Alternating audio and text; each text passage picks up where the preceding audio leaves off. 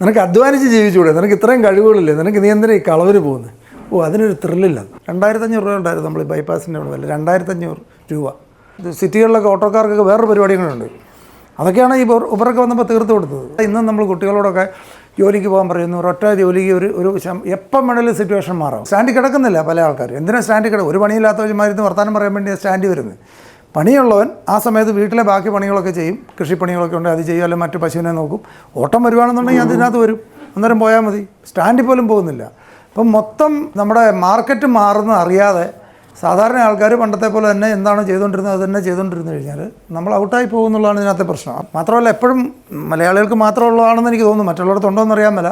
അയലോക്കംകാരൻ്റെ അതിരും മാന്തുന്ന ഒരു സുഖമാണ്. അതൊരു സുഖമുള്ളൊരു പരിപാടിയാണ്. ബാക്കി കാര്യം നമുക്ക് വെട്ടിപ്പിടിക്കാൻ ഏക്കർ കണക്കിന് വെട്ടിപ്പിടിക്കാൻ ഉണ്ടെങ്കിലും സാധ്യതയുണ്ടെങ്കിലും അത് കോൺസെൻട്രേറ്റ് ചെയ്യുന്നതിനേക്കാളും അപ്പുറത്തവൻ്റെ ഒരരയടി അവൻ്റെ പറമ്പിലേക്ക് കയറ്റി അല്ലെങ്കിൽ മതിൽ മാറ്റിയിടുന്നതിന് അതിനൊരു ഇന്നാളൊരാൾ ജഗതി പറഞ്ഞ പോലെ നിനക്ക് ഇത്രയൊക്കെ കഴിവുണ്ടെങ്കിൽ ജഗതിയോട് ചോദിക്കുകയാണ്.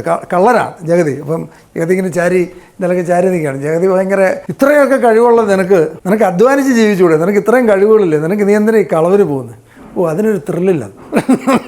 ത്രില്ല് മോഷ്ടിച്ച് വേറൊരാളെ മോഷ്ടിച്ചെടുക്കുമ്പോഴത്തേനുള്ള ത്രില്ല് മറ്റേ അധ്വാനിച്ചുണ്ടാക്കിയ ഇല്ലെന്നാണ് പുള്ളി പറയുന്നത്. അല്ലെങ്കിൽ ഇനിയുള്ള കാലത്ത് ഒരു സിംഗിൾ സോഴ്സ് ഓഫ് ഇൻകത്തിൽ ഒരിക്കലും നിൽക്കരുത്. ഒരു സിംഗിൾ സോഴ്സ് ഓഫ് ഇൻകം എന്ന് പറയുന്നത് ഇനിയുള്ള കാലത്ത് റിസ്ക്കാണ്.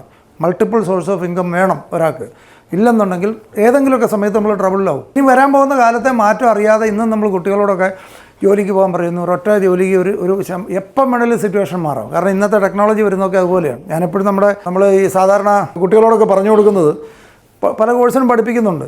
പല കോഴ്സും ഇന്ന് നടന്നുകൊണ്ടിരിക്കുന്ന ജോലികളിൽ തന്നെ ഒരു 30% ജോലി 2030 കാണുകയില്ലെന്നാണ് പറയുന്നത്. അതുപോലെയാണ് ചേഞ്ചസ് വന്നുകൊണ്ടിരിക്കുന്നത്. 30% ബിസിനസ്സുകൾ 2030 ആകുമ്പോഴത്തേന് ഇവിടെ മാർക്കറ്റ് ഇന്ന് കണ്ടുകൊണ്ടിരിക്കുന്നത് കാണുകയില്ല. അത്രയ്ക്കും മാറ്റങ്ങൾ നടന്നുകൊണ്ടിരിക്കുന്നത്. മാത്രമല്ല എപ്പോഴും നിങ്ങൾ ശ്രദ്ധിച്ചിട്ടുണ്ടോ, ഏതൊരു ബിസിനസ്സിൻ്റെയും വളർച്ച ആ മാർക്കറ്റിൻ്റെ ഒരു നീഡിന് സൊല്യൂഷനുമായിട്ട് വരുന്നവരാണ് വളരുന്നത്. മാർക്കറ്റിനൊരു നീഡുണ്ട്, അതിന് സൊല്യൂഷൻ ആര് പ്രൊവൈഡ് ചെയ്യുന്നു അവരാണ് വളരുന്നത്. ഏറ്റവും വലിയ എക്സാമ്പിളാണ് നമ്മൾ ഉബറൊക്കെ.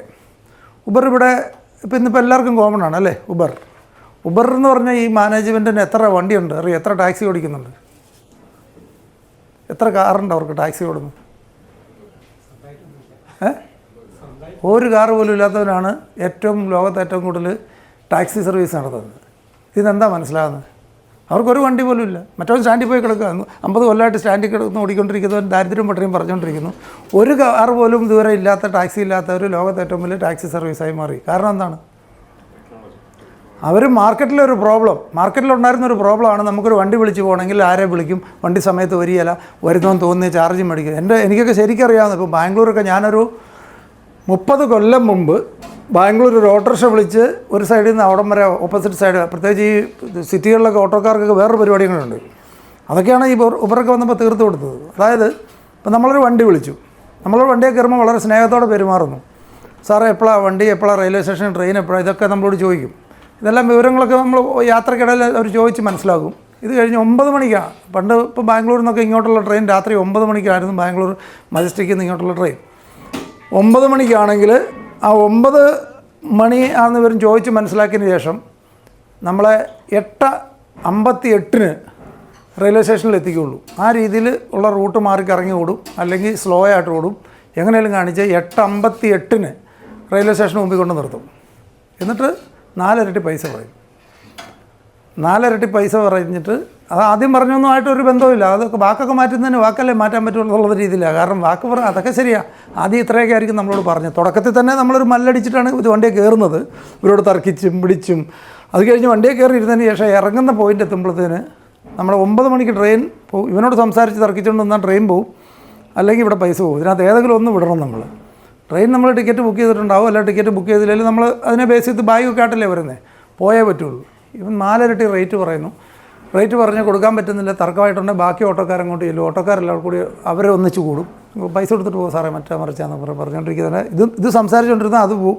ഇവനെ എല്ലാം ഇരട്ടി പൈസ കൊടുത്തിട്ട് പോകുക എന്നുള്ളതല്ലാതെ നമ്മുടെ മുമ്പിൽ വഴികളില്ല, കൊടുത്തിട്ട് പോകും. ഇങ്ങനെയൊക്കെയായിരുന്നു നടന്നുകൊണ്ടിരുന്നത്. ഇപ്പോൾ ഞാനൊരു 30 കൊല്ലം മുമ്പ് അവിടെ ഒരു വണ്ടിയെടുത്ത് യാത്ര ചെയ്തുകൊണ്ടിരുന്നതിനേക്കാൾ റേറ്റ് കുറവാണ് ഇന്ന്. ഒന്ന് ആലോചിച്ച് നോക്കി, 30 വർഷം കഴിഞ്ഞപ്പോഴത്തേന് ഇവിടെ എന്തിൻ്റെ എല്ലാം റേറ്റ് എത്ര ഇരട്ടിയായി. അന്ന് അപ്പോൾ ഒരുപക്ഷെ ബാംഗ്ലൂർ സിറ്റിയിൽ ഒരു സെൻറ്റ് സ്ഥലത്തിന് ചിലപ്പം അന്ന് മാർക്കറ്റൊന്നും ഈ 30 വർഷം മുമ്പ് അവിടെ ഇന്ന് നമ്മൾ കാണുന്ന ബാംഗ്ലൂർ സിറ്റിയുടെ ഈ ലെവലിലേക്കൊന്നും റിയൽ എസ്റ്റേറ്റ് ഒന്നും ഒന്നും ഉണ്ടായിട്ടില്ല. ഇപ്പോൾ എറണാകുളത്തെ ബൈപ്പാസിൽ ഒരു 30 വർഷം മുമ്പ് എത്ര രൂപ വില ഉണ്ടായിരുന്നു? 2500 രൂപ ഉണ്ടായിരുന്നു നമ്മൾ ഈ ബൈപ്പാസിൻ്റെ വില, 2500 രൂപ. ഇപ്പം 50 ലക്ഷം രൂപയ്ക്ക് കിട്ടാനില്ല, 50 ലക്ഷം രൂപയുടെ മുകളിലാണ് കിട്ടാനില്ല. അപ്പോൾ എന്ന് പറയുന്നതിലൊക്കെ അവിടെയും റേറ്റ് ഉണ്ടായിരുന്നു. ആ സമയത്തുണ്ടായിരുന്ന റേറ്റ് പോലും ഇന്നൊരു ഉബർ വിളിച്ചാലില്ല. കൃത്യമായ റേറ്റ് ഉണ്ട്, വരുന്ന ഡ്രൈവറുടെ ഡീറ്റെയിൽസ് ഉണ്ട്, എല്ലാ സാധനങ്ങളും ട്രാക്കാണ്. നാളെ എന്തെങ്കിലും വൃത്തിയുടെ പറഞ്ഞാൽ നമുക്ക് ഓരോ പ്രാവശ്യം കയറിയിട്ട് ഇറങ്ങുമ്പോഴത്തേനും നമുക്ക് റിവ്യൂ എഴുതാം. ഈ ഡ്രൈവർ എങ്ങനെ ബിഹേവ് ചെയ്തു, മോശമായിട്ടാണെങ്കിൽ അന്നേരം റിവ്യൂവിന് ചെല്ലും, അടുത്ത ഓട്ടോ അവന് കുറയും, അവൻ്റെ റേറ്റിംഗ് കുറയും, എല്ലാം ഇതിലേക്ക് വന്നു. അപ്പോൾ ലോകത്തെ ഏറ്റവും വലിയ ടാക്സി സർവീസ് നടത്തുന്ന ആൾ ഒരു ടാക്സി പോലും ഇല്ല. പക്ഷേ അവർ ഒരു മനുഷ്യൻ്റെ നാട്ടിലെ മനുഷ്യൻ്റെ ഒരു പ്രോബ്ലത്തിന് സൊല്യൂഷൻ കൊണ്ടുവന്നു. അതുകൊണ്ടാണ് അത് വളർന്നത്.